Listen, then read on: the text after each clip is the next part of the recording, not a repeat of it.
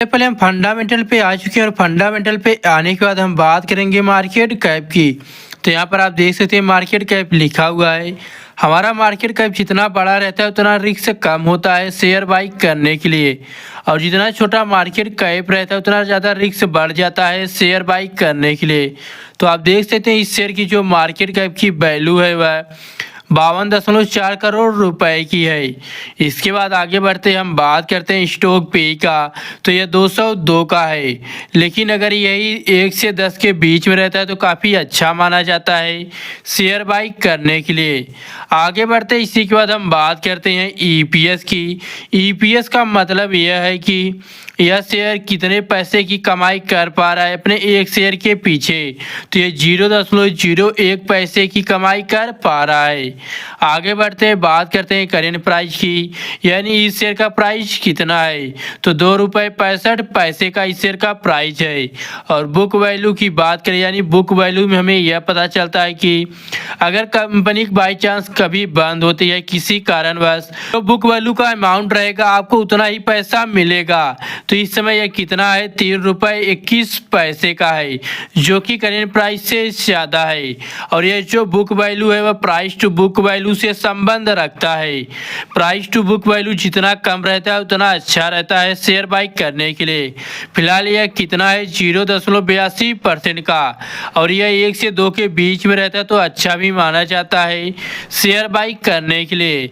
आगे बढ़ते इसी के बाद हम बात करते हैं ROE यानी रिटर्न ऑन इक्विटी की, यानी यह शेयर कितने % का रिटर्न निकाल पा रहा है अपने शेयर से, तो ये 0.98% का रिटर्न निकाल पा रहा है।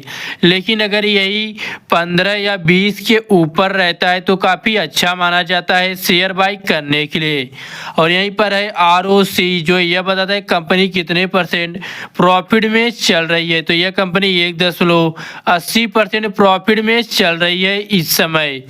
इसके बाद बात करते हैं इंडस्ट्री पी का, तो इंडस्ट्री पी कितना है, 40.3 का है। डेब्ट टू इक्विटी यानी इसके ऊपर लोन कर्ज कितना है, तो ये 0 है। इसके बाद यहीं पर आप देख सकते हैं डिविडेंड है, जो कि यह कंपनी नहीं दे रही है। फेस वैल्यू की बात करें, जो कंपनी हिसाब मैनेज करने के लिए 5 या 10 रखती है, इसने 1 रुपये रखा हुआ है। इसके बाद बात करते हैं नेट प्रॉफिट की, तो यह कंपनी 1 साल में सारे खर्चे काटने के बाद कितना ज़्यादा प्रॉफिट किया है, 0.26 करोड़ रुपए का।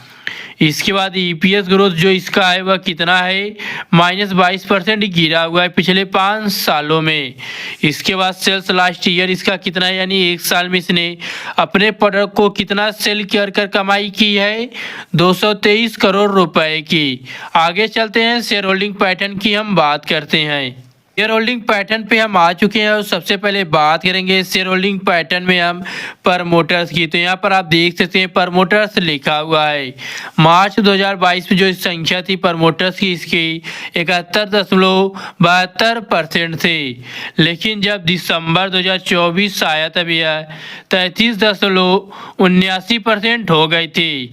इसके अलावा यहाँ पर पब्लिक यानी रिटेलर कितने इस शेयर पर, मार्च 2022 में जो इसकी संख्या थी वह 28.28% की थी, लेकिन जब दिसंबर 2024 आया तब यह 66.21% की हो गई थी।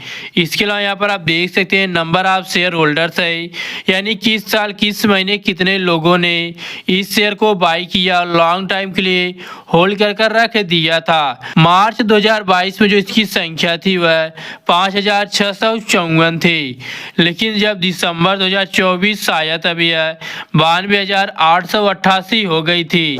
यानी जो इसके शेयर होल्डर्स हैं वह काफ़ी तेज़ी से बढ़ रहे हैं और इस शेयर को बाई कर लॉन्ग टाइम के लिए होल्ड कर रखना शुरू कर दिया है।